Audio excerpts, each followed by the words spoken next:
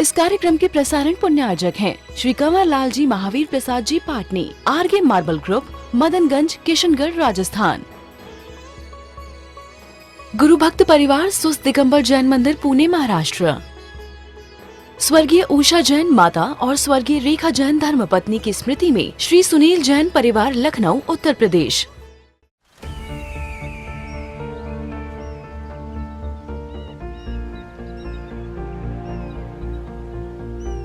जो बनकर मेरा हमसफर आएगा, सिर्फ उसी को फर्क नजर आएगा। शुरू करो, डालो बुनियाद, घर महल नजर आएगा।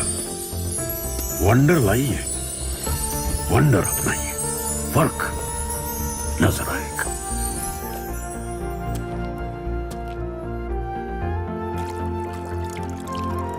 पानी भर लो अंजलि में, चांद उतर आएगा।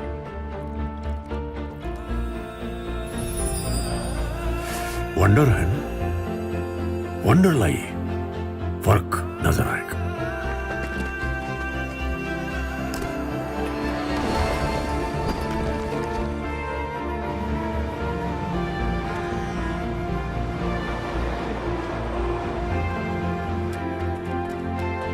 पहला घर तो खड़ा करो, शहर नजर आएगा।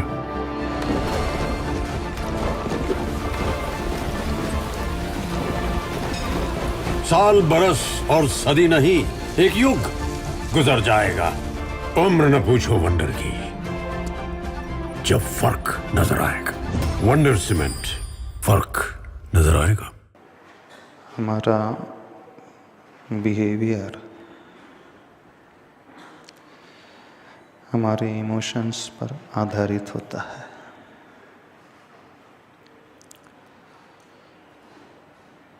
कल विषय लिया था कैसे हम अपने इमोशंस को मैनेज करना सीखें।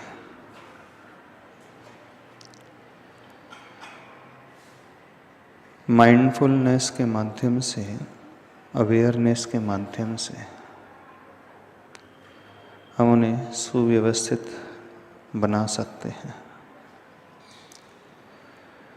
इमोशनल इंटेलिजेंस में जो सबसे प्रथम बात आती है, सेल्फ रिफ्लेक्शंस की। सेल्फ रिफ्लेक्शन करने वाला व्यक्ति ही उठने वाले उन इमोशंस के ओरिजिन को पहचान सकता है। वो इमोशंस क्यों पैदा हो रहे हैं, क्या उसके पीछे कारण है, कब कब वो भाव हमारे मन में पैदा होते हैं, कहाँ कहाँ वैसे भाव उत्पन्न होने लगते हैं, और जो भाव उत्पन्न होते हैं वो कितनी देर तक अपनी इंटेंसिटी को लेकर के बने रहते हैं। इसका अध्ययन हमें करना आना चाहिए। जब तक यह इंट्रोस्पेक्शन, सेल्फ रिफ्लेक्शन हम नहीं करेंगे, तब तक हम अपने आप को सुव्यवस्थित बना ही नहीं सकते। इमोशंस कई प्रकार के होते हैं, ना? क्रोध के होते हैं, हास्य के होते हैं, प्रसन्नता के होते हैं, ईर्ष्या के होते हैं, एरोगेंस के होते हैं, इन्फीरियरिटी के होते हैं, शोक, चिंता।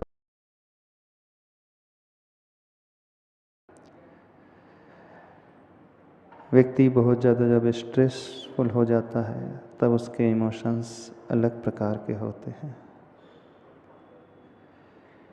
जब हमें अनईजी लगता है, उस समय इमोशंस अलग प्रकार के होते हैं। और कितने टाइप्स के इमोशंस होते हैं? बहुत ज़्यादा एग्रेसिव हो जाता है व्यक्ति उस समय के इमोशंस अलग प्रकार के होते हैं। जब किसी को पाने की एगरनेस बहुत ज़्यादा होती है तो अलग इमोशंस होते हैं। कुटिलता वाले जब भाव होते हैं, छल कपट वाले भाव होते हैं, उसके इमोशंस अलग होते हैं। और भी टाइप्स के इमोशंस होते हैं। आपने कभी अपने इमोशंस की स्टडी की है? कितने टाइप्स के इमोशंस आपके भीतर पैदा होते हैं? सोचने की कोशिश की? नहीं की? कभी नहीं सोचा? ये तो जनरलाइज हो गए, लेकिन कुछ ऐसे इमोशंस होते हैं जो हमारे भीतर प्राय उत्पन्न होते ही रहते हैं। इसकी फ्रिक्वेंसी बहुत अधिक होती है, बहुत फ्रिक्वेंटली उत्पन्न होते रहते हैं। कभी ये सेल्फ रिफ्लेक्शन किया आप लोगों ने? क्योंकि हर एक का नेचर अलग अलग प्रकार का होता है। अब यदि हम अपने आप को बहुत अच्छा बनाना चाहते हैं, आनंदमय जीवन जीना चाहते हैं, एक स्टडी सर्वप्रथम हमें यह करना होगा कि ऐसे कौन से इमोशंस है जो बहुत फ्रिक्वेंटली हमारे माइंड में पैदा होते रहते हैं। क्योंकि जब तक हम उसका अध्ययन नहीं करेंगे, हम उससे ऊपर उठ भी नहीं पाएंगे। किसी डिजीज़ को ठीक करने के लिए उसका डायग्नोस बहुत इम्पोर्टेंट होता है। जब तक डायग्नोस प्रॉपर ना हो पाए, हम बीमारी कहाँ ठीक कर पाएंगे। हम अपने आप को ठीक करना चाहते हैं, सुव्यवस्थित बनाना चाहते हैं, लेकिन विडंबना ये है कि अधिकांश लोग इतना अध्ययन भी नहीं करते हैं, सेल्फ रिफ्लेक्शन नहीं करते। कितने लोग अपना एनालिसिस करते हैं, इंट्रोस्पेक्शन करते हैं कि कौन से ऐसे इमोशंस हैं अनायास ही पैदा होते रहते हैं। कुछ तो निमित्त मिलने पर ऐसी सिचुएशन क्रिएट हो जाती है तो वो इमोशंस पैदा होते हैं। लेकिन कुछ इमोशंस ऐसे हैं जब आप अकेले बैठे हों, कोई भी आपकी साथ ना हो, तब भी आपके मन में पैदा होते रहते हैं। कितने लोगों ने जांचने की, परखने की कोशिश की है? कोशिश की है? बस एक ही जन ने, और किसी ने देखने की कोशिश भी नहीं की। क्यों नहीं की? पहले तो ये पता पड़ाना होगा ना, पता लगाना होगा कि सिम्टम्स क्या हैं, डिजीज के सिम्टम्स क्या हैं। फिर सिम्टम्स के बाद हम रूट कॉज पर जाएंगे, उसका आरसीए करेंगे, रूट कॉज एनालिसिस करेंगे। जब तक यही ना पता चले कि हमें होता क्या है, तो कैसे हम अपने आप को ठीक कर पाएंगे। तो पहला कदम, पहली स्टेप सेल्फ रिफ्लेक्शन की, अपना अध्ययन करने की पहली स्टेप है। ऐसे बहुत सारे इमोशंस हैं जो अननेसेसरीली हमारे मन में उत्पन्न होते रहते हैं और जिन्हें हम पकड़ नहीं पाते हैं। बहुत देर बाद हमें रियलाइज़ होता है हम कहाँ तक बहते हुए आ गए। बहुत समय बीत जाता है और उस पीरियड में हम अपना बहुत ज़्यादा नुकसान कर बैठते हैं। जो भी व्यक्ति बहुत टेंस्ड जीता है, हमेशा तनाव में जीता है, सबसे बड़ा प्रॉब्लम उसका यह है कि वह स्वयं इस बात को नहीं पकड़ पाता मैं किस बहाव में कितनी स्पीडली बह जाता हूँ। तो पहले तो हमें यह करना सीखना होगा कि हम अपने इमोशंस को देखना सीखें। जो भी इमोशंस पैदा हो रहे हैं, चाहे अच्छे हों चाहे बुरे हों, किसी भी टाइप्स के हों, उसे देखें।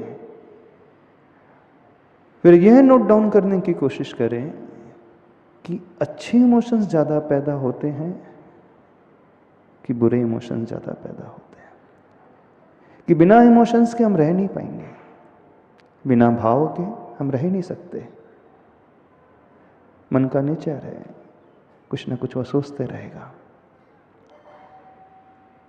कुछ हम इंटेंशनली अपनी थॉट प्रोसेस को बनाते हैं और कुछ होता है अनइंटेंशनली होता है, अथवा एग्रेशन के इमोशंस हो,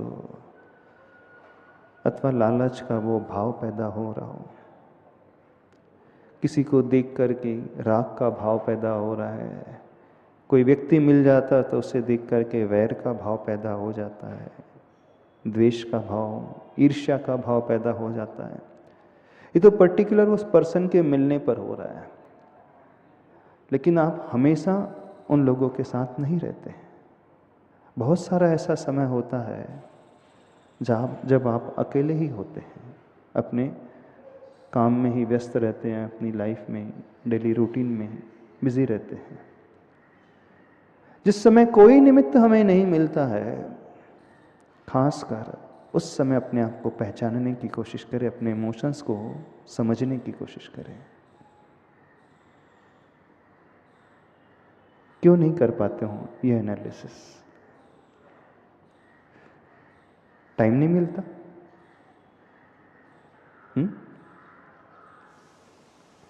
कि और कहीं बिजी रहते हो,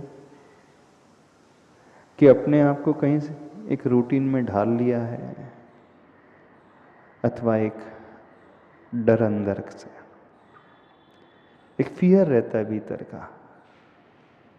क्योंकि जब व्यक्ति अकेले शांति से बैठता है, एकांत में रहता है, कोई इसके साथ नहीं रहता है,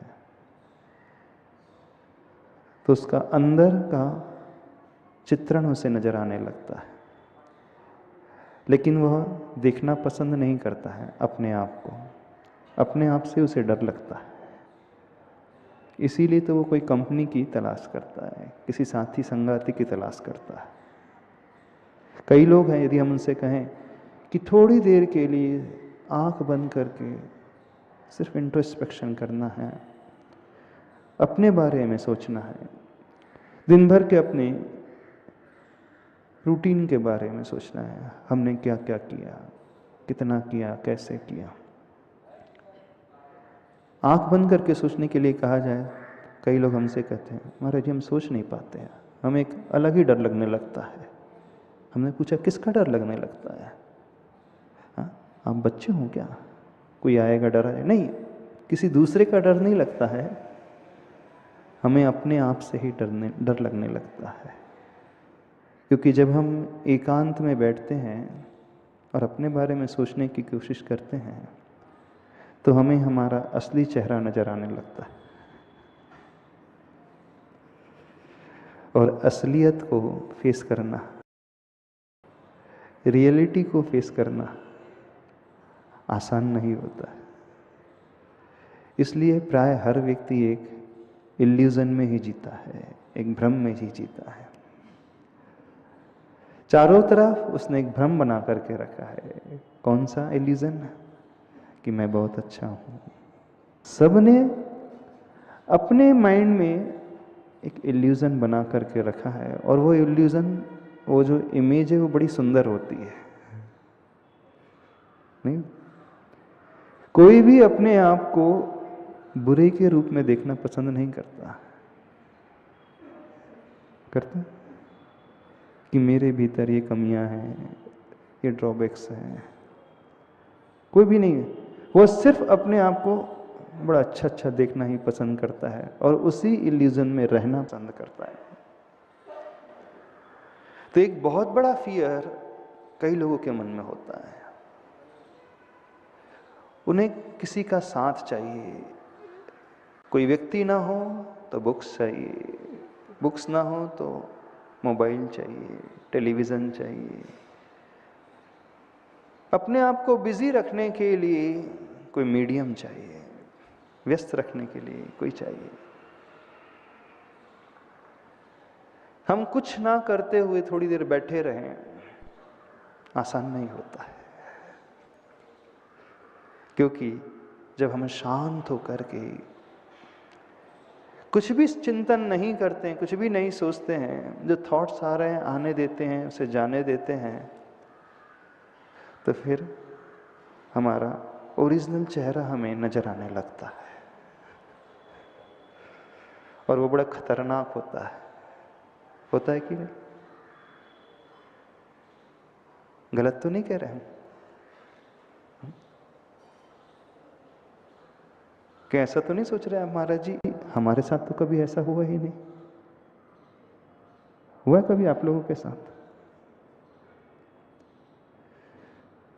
क्या अभिनंदन जी, कभी आप इंट्रोस्पेक्शन करते हो? हाँ, सेल्फ रिफ्लेक्शन करते हो?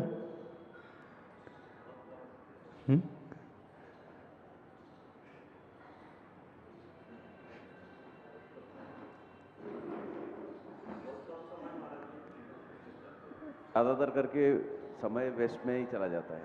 नहीं करते नहीं कि करना नहीं चाहते। एक होता है व्यक्ति ने आज तक उस ओर ध्यान ही नहीं दिया है, और एक होता है वो चला करके उस ओर जाना नहीं चाहता है।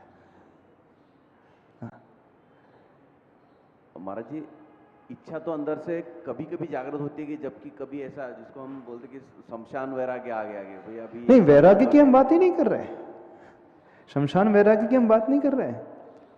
हम सिर्फ यह बात कर रहे हैं कि क्या हम अपना अध्ययन करते हैं कि नहीं, हमारे इमोशंस किस प्रकार के पैदा होते हैं,